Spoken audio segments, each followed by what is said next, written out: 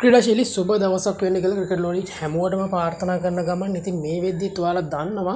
ආසියාව තුළ ඉතාමත් ප්‍රවේගකාරී ක්‍රිකට් තරඟ රටාවක් තමයි පවතින්නේ විශේෂයෙන්ම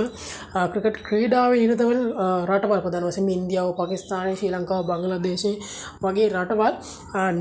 නිතර ආගියුමන්ට් වලට නැත්තම් ගැටුම් වලට සම්බන්ධ වෙනවා. ඉතින් මේ තරගාවලිය අතරතුරදී ඉතින් පන්දුවන්නන් සහ පිතිකරුවන් අතර බහින්බස් වීම සහ කඩලු රහින්නන් සහ පිතිකරුවන් අතර බහින්බස් වීම සිද්ධ වෙනවා. ඉතින් මෙම බහින්බස් සිදුවීම් කිසිම දිනක ක්‍රීඩකයන් අතර පහර දීමක් සිදුවන තෙක්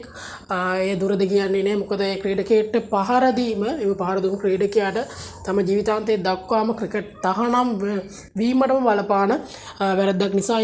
ඉතින් මේ දිනවල ආරම්භ වෙලා තියෙන දකුණු අප්‍රිකානු නැගින කණ්ඩායම සහ බංග්ලාදේශ නැගින කණ්ඩායම අතර පැවැත්වෙන සිව් දින ටෙස්ට් තරගාවලියේ ඊයේ දිනේදී බංග්ලාදේශ ඉනිමේ 107 වන පන්දුවාරයේදී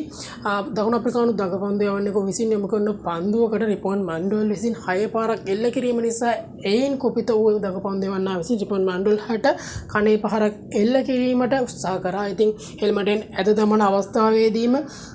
එහිදී විනිසුරුවන් පැමිණ ඒ තත්ත්වය සමනයට පත් කළත් විනිසුරුවන්ගේ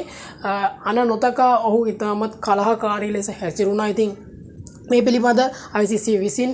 පරීක්ෂණයක් කරනවා. ඉතින් ICC විසින් සිදු කරන ලබන පරීක්ෂණයේ ප්‍රතිඵලයට අනුව දකුණු අප්‍රිකානු නැගින කණ්ඩායමේ පන්දු යවන ක්‍රීඩකයාගේ අතින් වැරද්දක් සිදු වෙයි